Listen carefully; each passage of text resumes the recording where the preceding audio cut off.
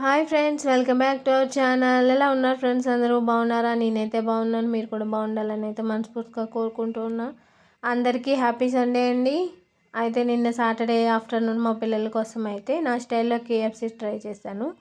ఒక half kilo చికెన్ని నీట్గా ఒక 3-4 టైమ్స్ అయితే నీట్గా క్లీన్ చేసేసుకుని చక్కగా మనం దీన్ని మ్యారినేట్ చేసేసుకోవాలండి. మ్యారినేట్ చేసుకుని మన చికెన్ కేఎఫ్సీ వేసుకుంటే చాలా టేస్టీగా జ్యూసీగా చాలా బాగా వస్తుందండి. నిన్న 4కి అయితే మా పిల్లలు అడిగారని నేనైతే ఇలా ట్రై చేశాను. దీంట్లో నేను ఒక 2 స్పూన్ల కారం, కొంచెం అల్లం వెల్లుల్లిపాయ జీలకర్ర దంచుకొని వేసుకున్నానండి. తర్వాత చికెన్ మసాలా, తర్వాత ఒక 2 స్పూన్లు పెరుగు. మనం చికెన్ని ముందు మ్యారినేట్ చేసుకోవాలండి. మ్యారినేట్ చేసుకున్న తర్వాత కేఎఫ్సీ ప్రాసెస్ అనేది మనం స్టార్ట్ చేయాలి. అప్పుడే మనకి టేస్ట్ అనేది చాలా బాగుంటుందండి. చికెన్ మ్యారినేట్ చేసుకున్న తర్వాతే కేఎఫ్సీ అనేది మనం వేసుకుంటే బాగుంటుంది. ఇక్కడ నేను మొత్తం మసాలాలన్నీ వేసేసి చక్కగా మ్యారినేట్ చేసుకుంటూ ఉన్నాను. అంటే మొత్తం చికెన్కి అంతా కూడా మనం వేసిన మసాలా చక్కగా కలవాలండి. కలిస్తేనే మనకి దాని టేస్ట్ అనేది బాగుంటుంది. కొంచెం కారం ఎక్కువ తినేవాళ్ళు అయితే మీరు ఇంకో స్పూన్ ఎక్స్ట్రా కూడా వేసుకోవచ్చు. నేను పిల్లల కోసం అని అన్నాను కదా ఫ్రెండ్స్, అందుకని నేనైతే ఒక 2 స్పూన్ల దాకా వేసాను. ఇక్కడ మనం మొత్తం చికెన్కి అంతా కూడా మసాలా అంతా కలిసిన తర్వాత మనం దీన్ని ఒక హాఫ్ అన్ అవర్ లేదా ఒక 1 అవర్ ఫ్రిడ్జ్లో అన్నా పెట్టుకోవచ్చు, లేదా బయటన్నా ఉంచుకోవచ్చండి. ఇక్కడ నేనైతే ఒక హాఫ్ అన్ అవర్ అయితే ఉంచుకున్నానండి. మీరు కావాలంటే టైం ఉంటే ఒక 1 అవర్ ఉంచుకోవచ్చు. నేను నిన్న 4కి మా పిల్లల కోసం అయితే ఇలా ప్రిపేర్ చేశాను. తర్వాత మనం ఇందులో మైదా పిండి తీసుకొని దీంట్లో కారం, ధనియా పొడి, మిరియాల పొడి, తర్వాత కొంచెం ఉప్పు, మనం చికెన్లో ఏమైతే వేసామో అవన్నీ కూడా ఈ మైదా పిండిలో వేసుకోవాలండి. మొత్తం వేసుకున్న తర్వాత ఈ పిండిలో అంతా కూడా మనం వేసిన మసాలాలు కలిసేంత వరకు కూడా చక్కగా కలుపుకోవాలండి. పిండికి అంతా కూడా మసాలా కలవాలి కాబట్టి కలుపుకున్న తర్వాత దీని ప్రాసెస్ అనేది మనం స్టార్ట్ చేద్దాం. ఇక్కడ నేను ఐస్ వాటర్ తీసుకున్నానండి. అంటే ఐస్ వాటర్ తీసుకుంటే మనకి కేఎఫ్సీ అనేది చాలా జ్యూసీగా టేస్టీగా చాలా బాగా వస్తుంది ఫ్రెండ్స్. అందుకని ఇక్కడ నేను మ్యారినేట్ చేసుకున్న చికెన్ని ఐస్ వాటర్లో వేసుకొని ఆ తర్వాత మళ్ళీ వాటర్ లేకుండా మనం ప్రతి ముక్కని కూడా తీసుకొని మనం ఈ పిండిలో అనేది వేసుకోవాలండి.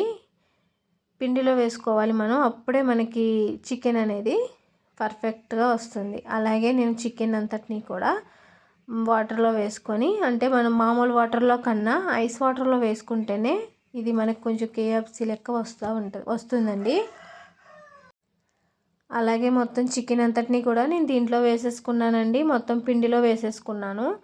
మనం మ్యారినేట్ చేసుకొని ఐస్ వాటర్లో వేసుకున్న చికెన్ అంతటా వాటర్ లేకుండా మొత్తం ఈ పొడిలో, అంటే ఈ పిండిలో కలిసేంత వరకు కూడా కలుపుకోవాలండి. పిండి అంతా కూడా చికెన్కి బాగా కలవాలండి.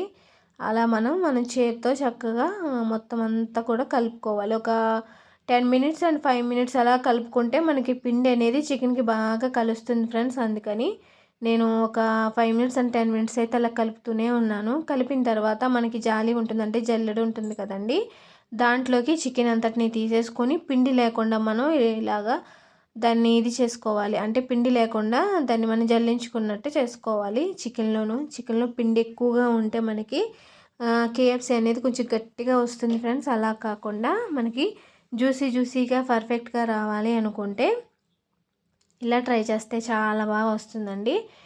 తర్వాత నేను జల్లెడ తీసుకొని పిండి అంతటిని కూడా తీసుకుంటే ఇంకోండి చికెన్ అనేది ఇలా వచ్చింది. చాలా బాగా వస్తుంది ఫ్రెండ్స్. ఖచ్చితంగా ట్రై చేయండి మీరైతే. తర్వాత మనం దీన్ని డీప్ ఫ్రై చేయాలి కాబట్టి ఆయిల్ అనేది వేసాను. ఆయిల్ బాగా వీటెక్కిన తర్వాత మనం ఈ చికెన్ అనేది వేసుకోవాలి. అంటే ఎంత చికెన్ పడితే అంత. ఇక్కడ నేను ఆయిల్ బాగా వీటెక్కిన తర్వాత చికెన్ అనేది దీంట్లో యాడ్ చేశానండి. మొత్తం చికెన్ మనకి ఎంత పడితే అంత దీంట్లో వేసుకోవాలి. ఈ చికెన్ వేసినప్పుడు మనం హై ఫ్లేమ్లోనే పెట్టాలండి. మీడియం ఫ్లేమ్లో మనం చికెన్ వేసిన తర్వాత అప్పుడు మీడియం ఫ్లేమ్లో అనేది మనం పెట్టుకోవాలి. అంటే మనకి మాడిపోతుంది కదా ఫ్రెండ్స్, అందుకని మీడియం సైజులో పెట్టుకొని ఈ చికెన్ అనేది ఫ్రై చేసుకోవాలి. చూసారండి, మంచి గోల్డ్ కలర్ వచ్చేదాకా ఫ్రై చేసుకోవాలి. అలాగని మరీ ఎక్కువగా ఫ్రై చేస్తే గట్టిగా వచ్చేస్తుందండి. అలా కాకుండా జ్యూసీగా రావాలి అంటే మీడియం సైజులో పెట్టుకొని చక్కగా ఫ్రై చేసుకోవాలండి ఇక్కడ చికెన్ని. ఇక్కడైతే మంచి కలర్లో వచ్చినాయండి. ఇలా సరిపోతుంది ఫ్రై అండి. ఇక్కడ నేనైతే తీసేసుకుంటున్నానండి. మరి ఎక్కువసేపు ఉంచితే మనకి చికెన్ అనేది చాలా గట్టిగా వచ్చేస్తుంది ఫ్రెండ్స్. అందుకని జ్యూసీగా కావాలనుకుంటే మీడియం సైజులో పెట్టుకొని జస్ట్ ఒక 3 మినిట్స్ అండ్ 2 మినిట్స్ ఫ్రై అయితే సరిపోతుందండి మనకి. ఇక్కడ నేనైతే చికెన్ అయితే తీసేసుకున్నాను. తర్వాత మళ్ళీ అదే ఆయిల్లో మిగతా చికెన్ని కూడా మనం వేసేసుకోవాలి. దీన్ని కూడా మనం మీడియం సైజులో పెట్టుకుని అయితే గోల్డ్ కలర్ వచ్చేదాకా కూడా ఫ్రై చేసుకోవాలండి. చక్కగా పిల్లలు కేఎఫ్సి తినాలి అనుకున్నప్పుడు, వాళ్ళు అడిగినప్పుడు మనం ఇంట్లోనూ ఈజీగా, టేస్టీగా వాళ్ళకి నచ్చేటట్టుగా ఇలా ప్రిపేర్ చేస్తే వాళ్ళకి ఖచ్చితంగా నచ్చుతుందండి. అంత బాగుంటుంది. చాలా సింపుల్ ప్రాసెస్ అండి. చాలా త్వరగానే అయిపోతుంది మనకి. చూసారండి అచ్చం కేఎఫ్సి లెక్క చాలా బాగా వచ్చినాయండి. అస్సలు గట్టిగా లేకుండా మెత్తగా జ్యూసీగా చూస్తున్నారు కదా ఫ్రెండ్స్, ఎంత బాగా వచ్చినాయో. వాళ్ళకైతే చాలా బాగా నచ్చినాయండి. చక్కగా కారం మసాలా అన్నీ తక్కువగా వేసి అయితే నేను చేశాను.